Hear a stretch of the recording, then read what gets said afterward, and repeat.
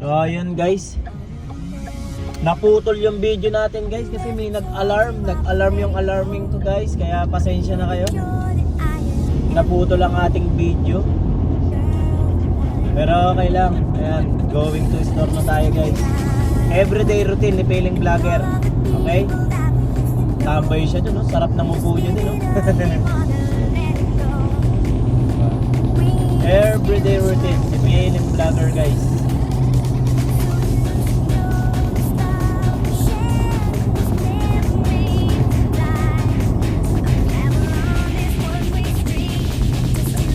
Wheels on the bus, but the wheels on the bus, the wheels on the bus, the wheels on the bus.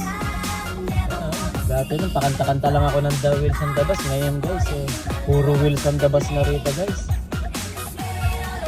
Kaya si GK saka si LJ nagbukan yan guys. Gaano daw, magbabas. Pero pagka sa next year at si Bilog okay na, babas na natin guys, para kung sakasakaling makahanap tayo guys ng pangalawang job, diba? Babas na natin si Bilog.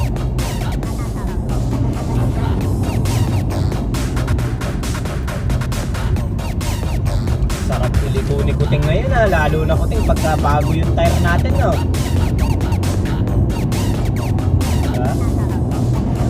Buhay-buhay natin dito guys, papunta-punta ng McDo. Kasi dito sa Bonneville guys, buhat nung lumipat kami rito guys ang alam ko lang dito McDo. Yan, yung trabaho, di ba? Yung Lake, yung A&W, yan, saka yung Church, yan, 7-Eleven, nasa yung pala mo dyan, yung Superstore, yung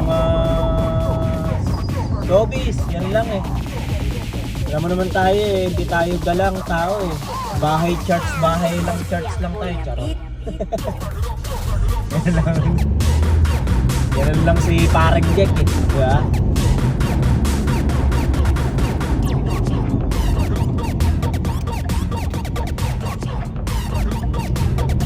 Yun patay tayo dyan, mukhang maraming nakapark doon Welcome to McDonald's. Are you collecting points tonight? Yun.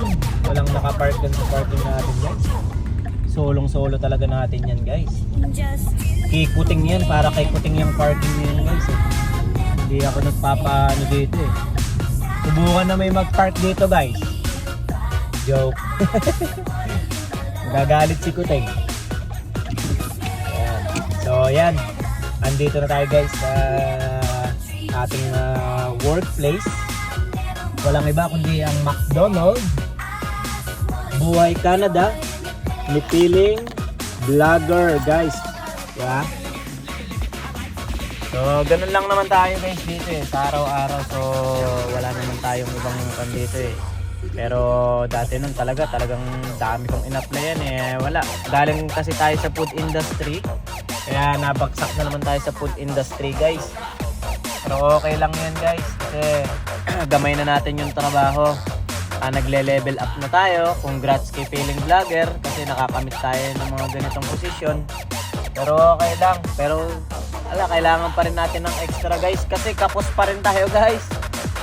Tad-tad pa rin tayo ng utang guys. Diyos mio, Tata Rude. Kailan ko ba makukuha yung tama natin sa loto?